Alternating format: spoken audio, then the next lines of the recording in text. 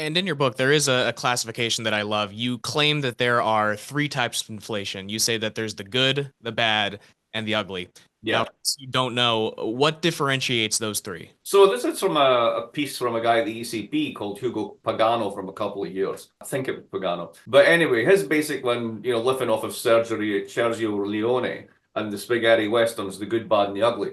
So what is good inflation? Well, you don't want to have zero inflation. If you have zero inflation, right, prices would never rise. If firms were in competitive markets, they'd cut prices. You start to get into a deflation. That's bad. You want to have basically a slightly positive rate of inflation and preferably a rate of growth that's slightly higher than that, and then you're in a good position, right? This is how economists tend to think about it. Bad inflation. What's bad inflation? Well, bad inflation is kind of what happened to us. Supply shocks, price of basic goods go up, that filters through into other markets. Firms jump on that, start to take advantage of it, push up their margins. And then ugly inflation is what you get when you get hyperinflation, which is the big nightmare that sort of lurks in the background.